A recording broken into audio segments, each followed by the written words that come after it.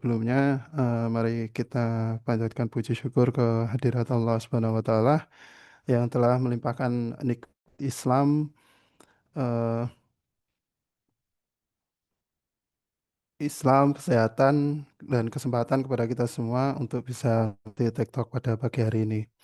Salawat dan salam semoga selalu tercurah kepada junjungan kita Nabi Muhammad Sallallahu Alaihi Wasallam beserta keluarga, sahabat, dan pengikut beliau hingga akhir zaman.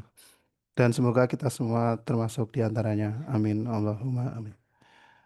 Eh, Tema kultum yang ingin saya bawakan pada pagi hari ini eh, mengatasi keputusasaan atau tentang kekuatan optimisme dalam Islam. Sahabat BSI yang dirahmati Allah, manusia pasti punya masalah. Ada masalah ekonomi, keluarga, pekerjaan, bahkan masalah batin. Tetapi mengajarkan janganlah sekali-sekali berputus asa dari rahmat Allah Subhanahu wa taala. Eh,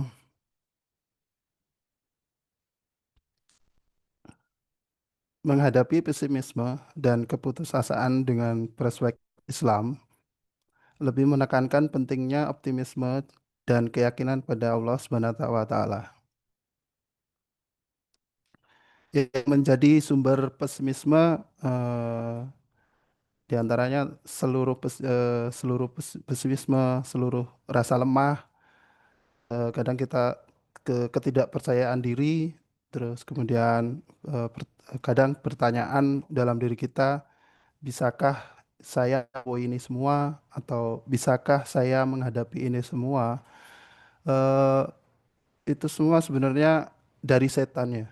Jadi setan itu selalu membisikkan kita untuk selalu merasa fakir, selalu merasa lemah gitu.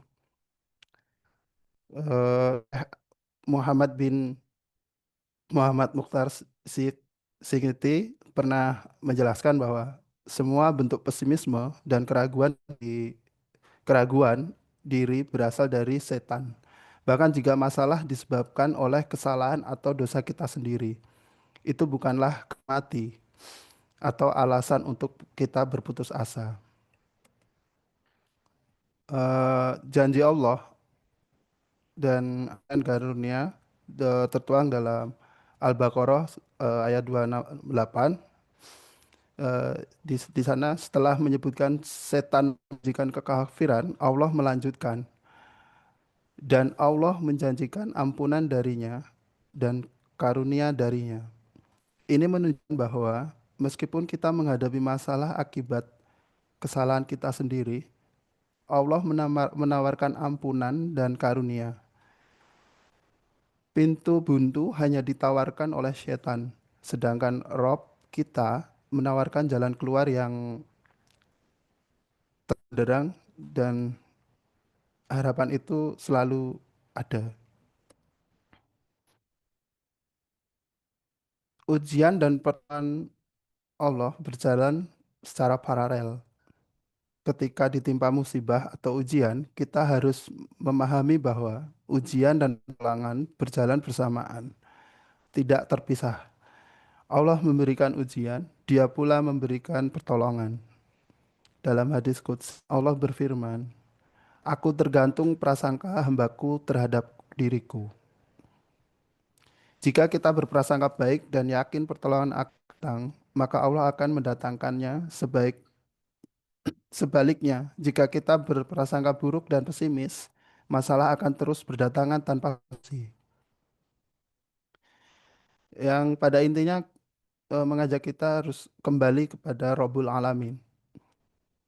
Dari kesulitan, pertolongan datang sesuai dengan tingkat kesulitan yang datang ke kita. Yang harus kita lakukan mungkin segera sujud, bersegeralah kembali kepada Allah, bukan kepada makhluk. Yakin kepada Allah, yakin pertolongan datang dari Allah, bukan dari manusia. Ketika masalah datang, yang pertama diingat seharusnya adalah Allah, bukan masalah itu sendiri. Ambil air wudhu, sujud 2 rakaat, dan mintalah pertolongan dengan sholat dan sabar. Nabi Muhammad SAW menjelaskan bahwa pertolongan Allah turun dari langit sesuai dengan tingkat kesulitan yang kita hadapi. Ini adalah tanda besar bahwa yang memberi pertolongan adalah Rabbul Makhluk, bukan makhluk. Fokus kita seringkali salah, mencari bantuan dari manusia atau duniawi, padahal pertolongan sejati datang dari Allah. Ujian adalah bagian dari perjalanan. Allah berfirman dalam Al-Baqarah, apakah kalian berpikir akan masuk surga? Padahal datang kepada kalian cobaan sebagaimana halnya orang-orang terdahulu sebelum kalian. Mereka ditimpa malapetaka dan kesengsaraan serta guncang-guncang.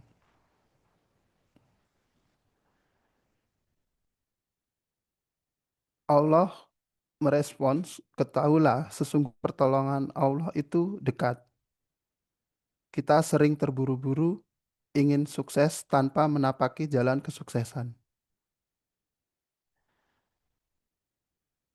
Dan besarnya kesabaran yang kita dapatkan sesuai beratnya musibah. Nabi SAW pernah bersabda, kesabaran Allah datangkan kepada seorang hamba sesuai dengan beratnya musibah.